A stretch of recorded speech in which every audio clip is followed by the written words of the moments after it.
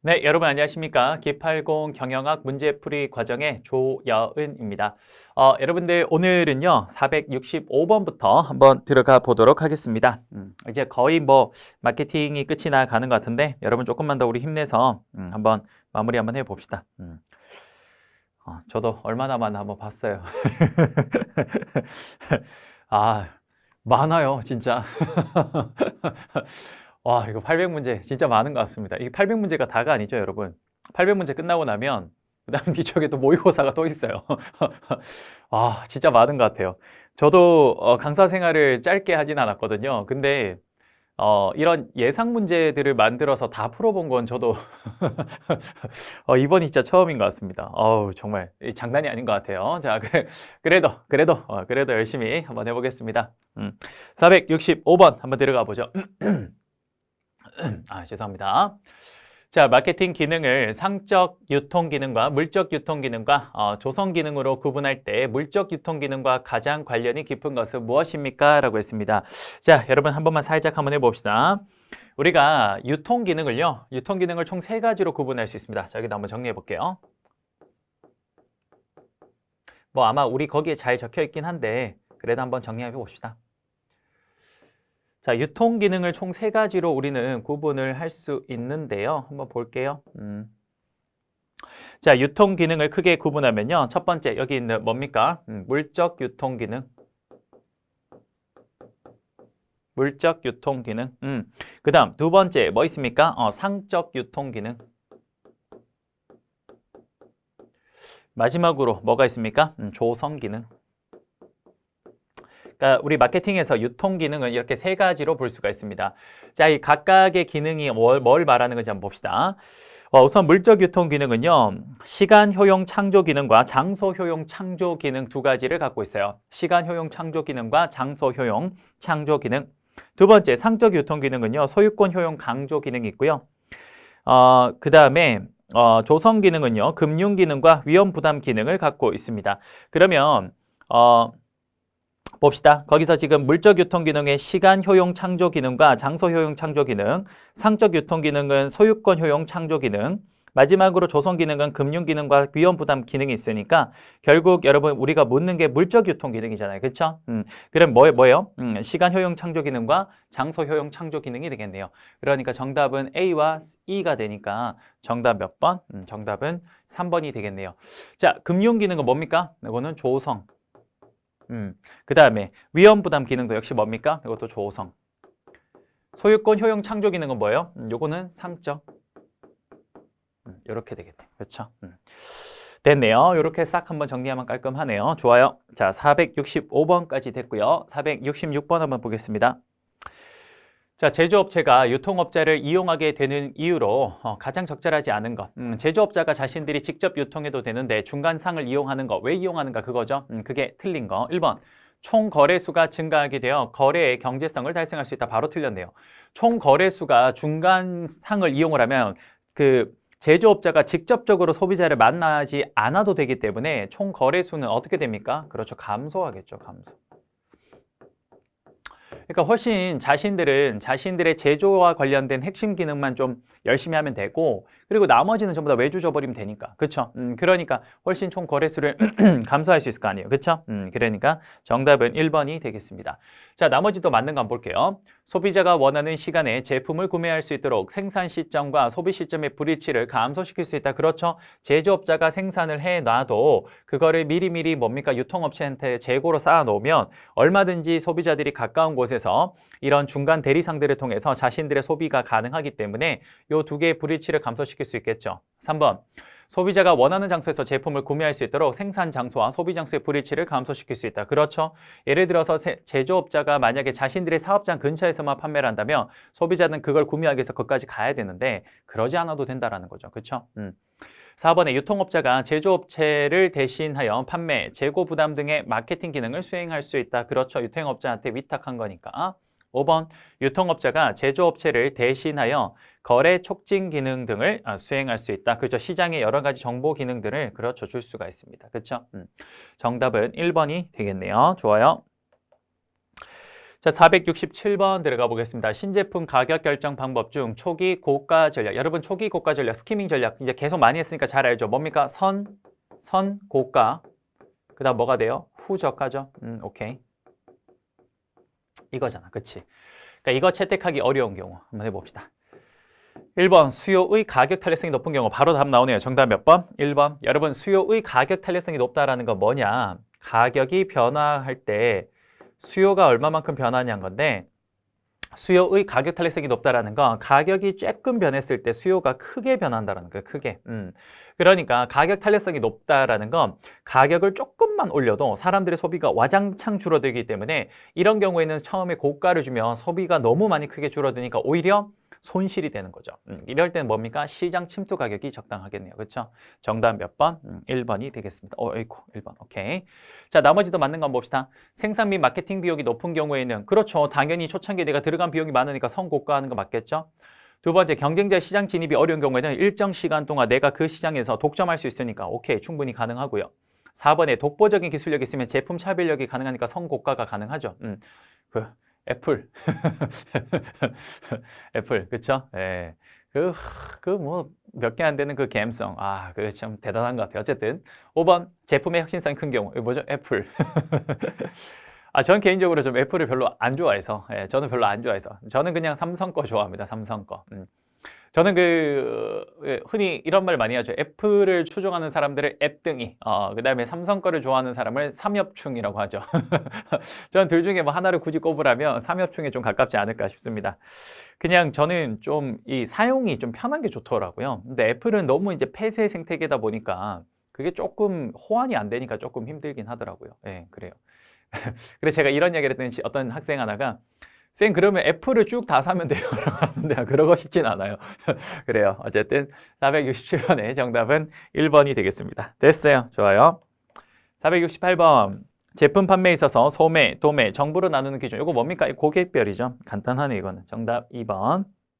자, 469번 한번 볼게요. 유통경로의 설계 전략에 관한 괄호 안의 용어가 올바르게 묶인 것을 물었습니다. 그쵸? 자, 여러분 이거 우리 들어가기에 앞서 잠깐만 유통경로에 대한 좀 설명 잠깐만 좀 하고 문제 바로 들어갈게요. 그게 훨씬 나을 것 같거든요. 자, 한번 봅시다. 자, 우리가 첫 번째 유통경로를 할 때 일단 두 단계로 가는데요. 첫 번째가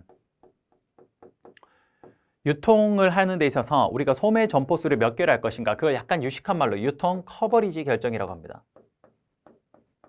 뭐 별거 아닌데 소매 점수 몇 개 결정할 것인가. 이게 여러분들 우리 유통에 있어서 1단계가 돼요. 제가 아마 이거 처음에 설명했을 때 간짝 설명했건 그거거든요. 첫 번째 유통 커버리지 결정을 하는데요. 유통 커버리지 결정이 한번 봅시다. 이렇게 한번 해봅시다. 첫 번째 유통 커버리지 결정을 우리가 소매 점수를 이렇게 합시다. 소매 점수를 굉장히 협소 적게 하는 거랑 소매 점수를 광범위하게 하는 거 두 가지로 했을 때 광범위, 오케이. 자, 이렇게 됐을 때 우리가 요거를 각각 뭐라고 부르냐면요. 첫 번째, 유통 커버리지를 굉장히 좁게, 이 전문적으로 가져가는 걸 요걸 바로 전속적 유통이라 그래요. 전속적 유통. 그 다음, 광범위하게 가는 걸 뭐라고 하냐면요. 요걸 개방적 유통이라 그래요. 개방적 유통. 그 다음 그 중간쯤 되는 걸 뭐라고 하냐면요. 요걸 선택적 유통이라 그래요. 이게 바로 유통 커버리지입니다. 우리가 일단 유통을 할 때는 첫 번째 유통 커버리지를 얼만큼 가져갈 것인가 이게 첫 번째 핵심이 되고요. 자, 요거 하고 난 뒤 이제 두 번째 2단계가 뭐냐면요. 자, 2단계는요. 이제 그 각각의 중간상들을 통제하는 수준을 결정해야 돼요. 그게 통제 수준 결정이라고 하는데요. 한번 해봅시다. 자, 이렇게 유통해주는 중간상들에 대한 통제 수준을 우리가 우선 굉장히 강하게 가져가는 거랑 그 다음에 약하게 가져가는 경우 이렇게 두 가지로 분류를 하면요. 강하게 가져가는 경우 이걸 우리는 수직적 통합이라 그래요. 수직적 통합. 그 다음 약하게 가져가는 걸 뭐라고 하냐면요. 당연히 독립중간상. 그 다음 한 중간쯤 되는 걸 뭐라고 하냐. 이걸 유사통합이라고 합니다. 이게 여러분 유통의 가장 중요한 2단계예요. 1단계, 2단계인데 처음에 유통 커버리지 결정, 두 번째 통제 수준 결정하는 거거든요. 지금 여기서 문제는 바로 이 1단계에 대한 이야기예요. 그럼 한번 봅시다. 기억부터 한번 봅시다. 자, 답이 왜 나와 있죠? 자, 봅시다. 기억 유통은 가능한 한 많은 기억 유통은 가능한 한 많은 중간 상들에게 자사의 제품을 취급하도록 하는 거죠. 그게 뭡니까? 개방적 유통 이거 말하는 거죠. 광범위하게 가는 거. 그러니까 이거는 뭐예요? 이거는 개방적 유통이라고 하는 거예요. 오케이? 그다음 니은 한번 봅시다. 니은 유통은 제품의 이미지를 유지하고 중간상들의 협조를 얻기 위해 일정 지역 내에 독점 판매권을 중간상한테 주는 거. 이거 뭡니까? 굉장히 협소하게 가는 거니까 이게 뭐예요? 전속적 유통이 되겠죠. 전속적 유통. 그쵸? 여기. 그쵸? 그 다음 디귿 유통은 앞뒤 두 유통의 중간 형태. 그럼 당연히 이거 뭐예요? 선택적. 오케이. 그럼 답은 쉽네요. 이거 3개 찾으면 돼요. 근데 딱 한 보니까 뭐요? 없어요. 왜 없냐?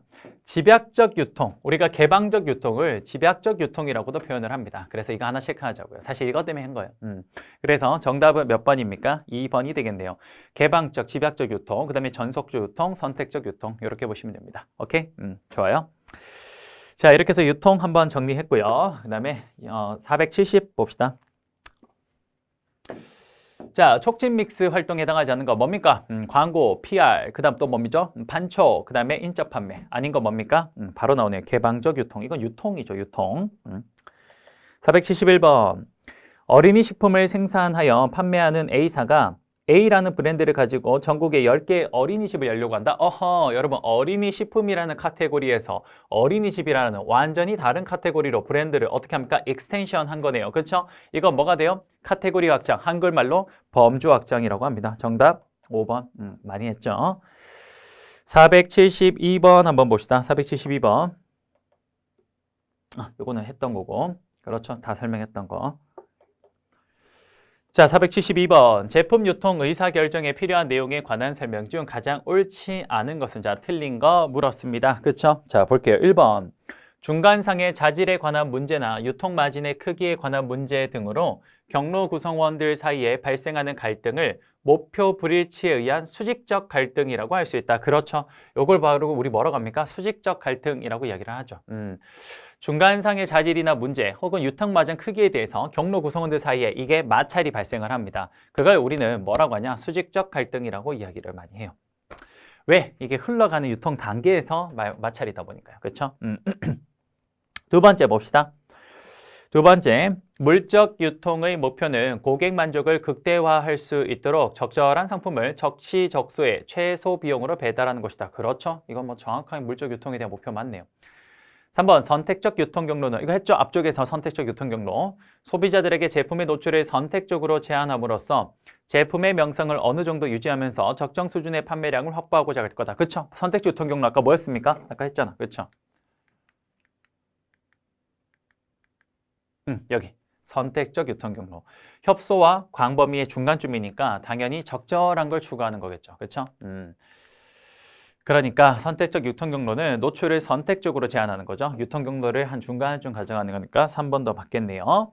4번 기술 수준이 높은 상품의 유통 경로 길이는 사후 서비스의 편리성 등을 고려할 때 짧게 하는 것이 바람직하다. 그렇죠. 기술 수준이 높다 보니까 아무래도 이 AS가 많이 들어올 가능성이 높습니다. 이럴 때 너무 길어버리면 그거에 대해서 문제점이 빽빽빽빽 해오는 과정에 너무 오랜 기간이 걸리니까 바로 이걸 짧게 가져가서 고객이 뭔가 AS가 왔을 때 바로바로 그렇죠. 좀 피드백이 될 수 있는 게 좋은 거예요. 그렇죠?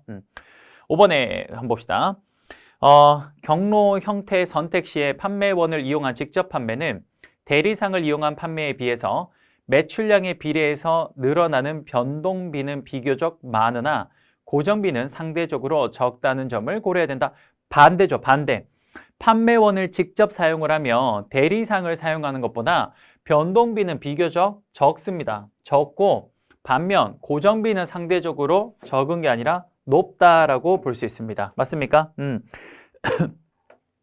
자, 그게 뭐죠? 우리가 예를 들어서 한번 봅시다, 여러분.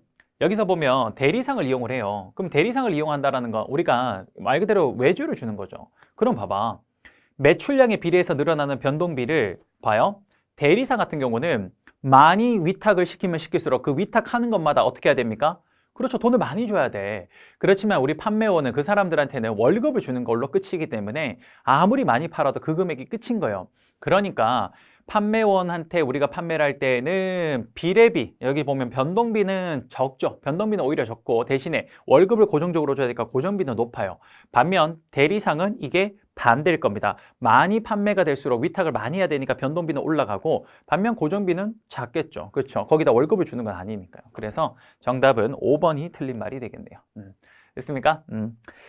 자, 이렇게 해서 472번까지 했고요. 473번 한번 봅시다. 촉진 믹스 4가지 중에 소비자에게 단기적인 인센티브를 주어서 기업 매출 증가에 효과적 영향을 줄 수 있는 거. 요거 뭡니까? 그렇죠. 판촉이겠죠. 판촉.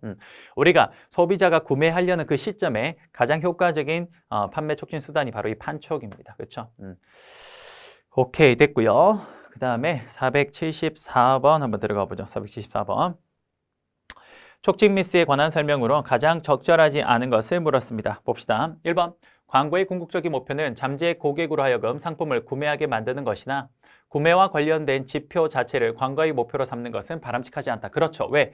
광고라는 건 일반적으로 대중, 매스미디어를 통해서 우리가 전파를 하는 거다 보니까 아무래도 이런 시장 점유율과 매출액이 광고의 효과로 얼마만큼 직접적으로 연관되어 있는지는 생각보다 찾기가 좀 어렵습니다. 그래서 조금 이건 바람직하지 않다라고 볼 수 있을 것 같고요. 2번. 언론 매체 회사의 상품이 노출된 횟수를 카운트한 다음 이를 금액으로 환산하는 PR 효과 측정 방법을 노출 횟수 측정이라고 부르면 지금 위쪽에 있는 게 노출 횟수 측정의 정확한 개념이에요. 이거라고 부르면 이 방법은 PR 효과를 단순하게 측정한다는 한계점을 갖고 있다. 그렇죠. 정말 단순 노출 횟수만 가지고 보는 거니까 그게 고객한테 얼마나 인지됐는지 이런 것들에 대한 정말 디테일한 면을 찾는 건 좀 힘듭니다. 그렇죠? 맞네요. 3번 도매업자가 소매업자를 대상으로 또는 소매업자가 소비자를 대상으로 인센티브를 제공하는 것은 중간상 판매 촉진이 아니죠. 도매업자가 소매업자를 대상으로 또는 소매업자가 소비자를 대상으로 인센티브를 제공하는 건 중간상 판매 촉진이 아니라 이건 뭡니까? 그렇죠. 이건 바로 소매업자 판매 촉진이 되죠. 그래서 여기 이렇게 적을까요?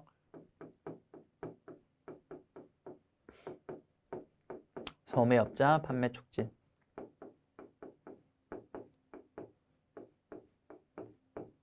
이렇게. 오케이. 그래서 틀린 건 정답 3번이 될 것 같고요. 4번. 과거에 이루어진 광고의 효과가 누적되어 현재 매출에 영향을 미치는 것을 2월 효과. 그렇죠. 2월 됐으니까. 그렇죠. 5번에 인적 판매는 상품을 알리고 질문에 답하여 주문을 끌어내기 위해 잠재 고객들과 대면 접촉하는 거. 그렇죠? 이게 방문 판매하는 게 대표적인 거죠. 인적 판매. 정답은 몇 번이죠? 오케이. 정답은 3번이 되겠습니다. 소매업자 판매 촉진.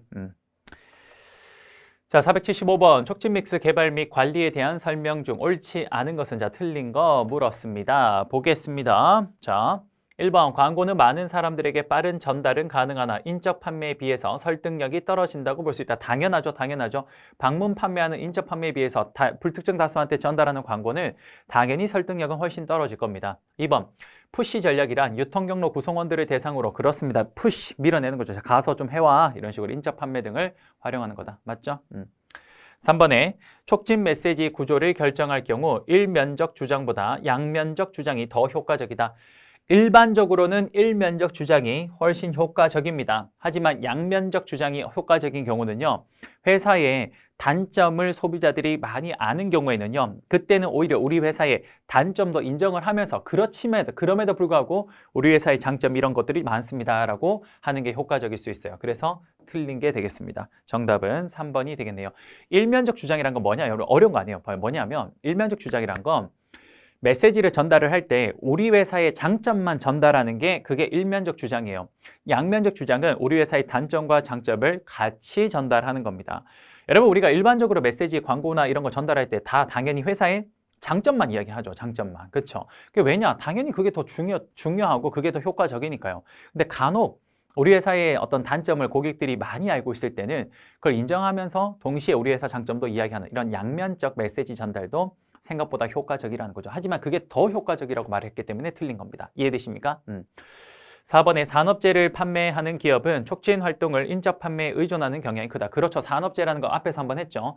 산업재라는 게 워낙 부피도 크고 혹은 그 가격대나 이런 기술력이나 이런 것들이 모든 것들이 크기 때문에 주로 이거는 간접 판매나 혹은 뭐죠? 그 광고나 이런 걸 통해서 되는 게 아니라 대부분 그 B2B 형식의 인적 판매로 이루어지는 겁니다. 그렇죠? 5번의 인적 판매는 고객들에게 비교적 정확한 정보를 전달할 수 있다. 앞에서 한번 했던 거네요. 정답 3번. 오케이. 자, 그 다음 476번. 소비자의 구매 의사 결정 단계는 문제인식, 정보 탐색, 대안평가, 구매 후 행동의 5단계로 이루어진다. 다음 중 소비자의 구매 의사 결정에 가장 효과적인 촉진 믹스로 이루어진 것은, 즉 소비자가 구매를 하려는 그 포인트 시점에 그럴 때 가장 강력한 효과를 나타내는 것은 앞에서 한번 했죠. 일단 뭡니까? 판촉. 가격을 할인한다거나 할인 쿠폰 주고 뭐 이런 거. 그 다음 또 뭡니까? 그렇죠. 직접 앞에서 대면하는 거, 인적 판매. 그러니까 정답은 그렇네요. C, D가 되겠네요. 오케이. 광고는 소비자들에게 정보를 전달하는 목적으로는 꽤 큰 효과를 보이긴 합니다. 불특정 다수들한테 우리 제품 이런 거 있어요 라고. 하지만 저것들이 정말 구매로까지 이어지는 거는 사실 좀 시간이 좀 걸리죠. 그렇죠?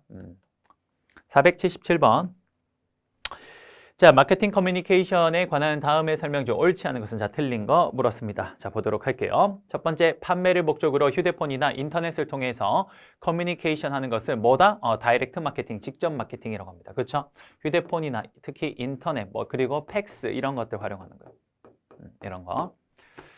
그러니까 이거 맞네요. 2번, 인적 판매는 판매 프리젠테이션, 카탈로그 판매, 인터넷 판매, 팩스. 여러분, 인터넷 판매와 팩스는 방금 뭐라 그랬습니까? 그렇죠. 이거는 인적 판매가 아니라 요거는 직접 판매가 되죠. 직접 마케팅. 직접 마케팅. 오케이. 그래서 정답 2번이 틀렸네요. 3번.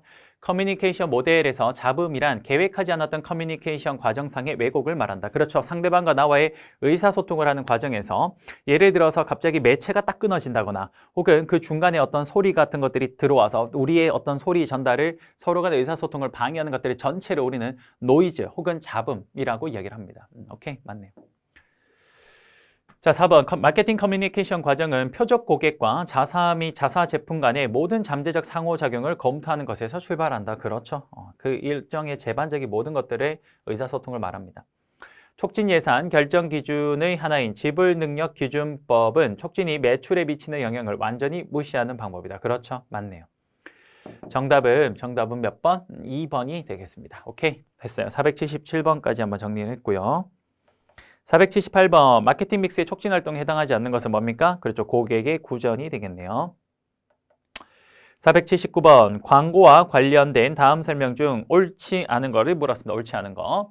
기업은 고객과의 커뮤니케이션을 위해서 광고, 판촉, 홍보 및 인적 판매 수단을 사용한다. 그렇죠. 촉진 믹스. 오케이.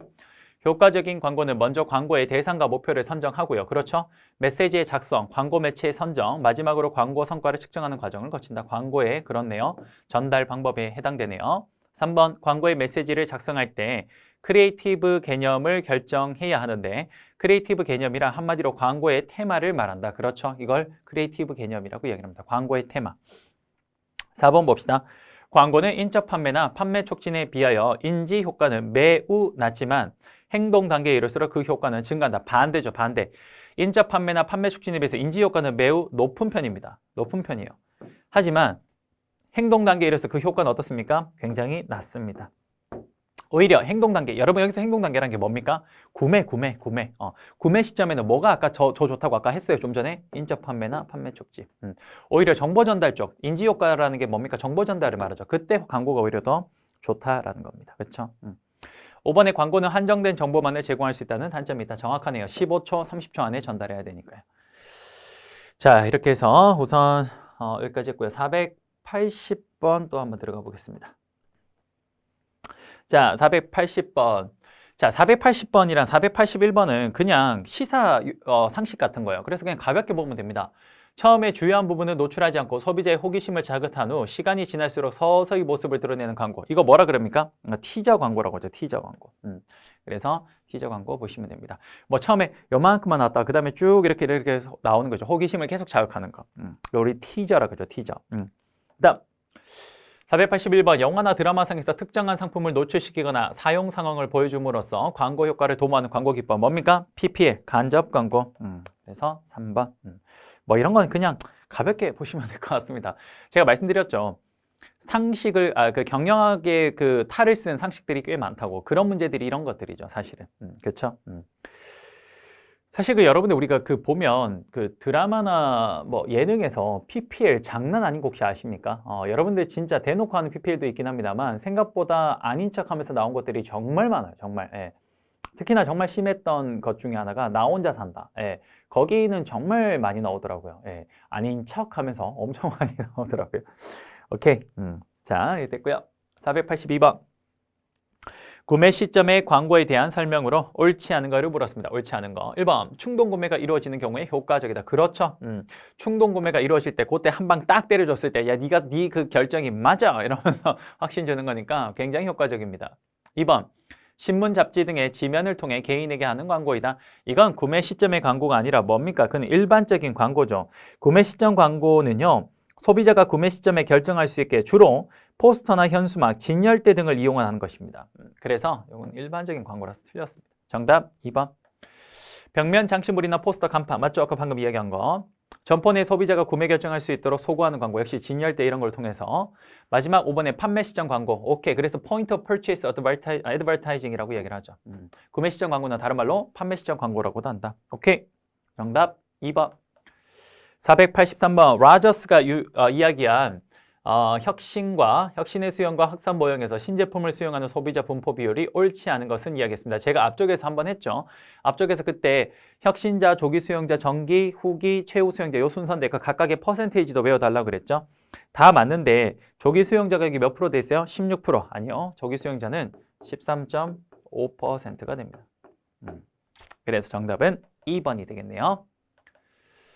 484번. 자, 간단한 문제 좀 빨리 넘어갑시다. 제품 수명 주기를 순서대로 나열한 것은 너무 쉽네요. 도입기, 성장기, 성숙기, 세특기, 기억, 니은, 디귿, 리얼. 정답 1번. 485번. 심리적 가격 조정 방법. 앞쪽에서 한번 했죠? 그렇죠. 고객의 심리에 의한 것들은 요 네 가지는 다 맞죠? 앞에서 한번 했던 거. 단수 가격, 관습, 중거, 명성. 하지만 기점 가격은 아니네요. 기점 가격이란 게 뭐냐? 기점 가격이란 생산 공장 입지 여하를 막론하고 특정 기점에서 공장까지의 운임을 일률적으로 원가에 더해서 제품 발송 가격을 정하는 제도를 말합니다. 그래서 그냥 기점, 말 그대로 이 거리 가지고 정하는 거죠. 그러니까 이건 소비자 심리와 상관없죠. 자, 됐네요. 이렇게 해서 485번까지가 바로 마케팅의 마무리였습니다. 여러분들 수고 많으셨고요. 여러분 정말 수고 많으셨고 우리 마케팅은 여기에서 마무리하도록 하겠습니다. 다음 시간에 이제 우리 생산 운영 관리 한번 들어가 보도록 할게요. 여러분 수고 많으셨습니다. 감사합니다.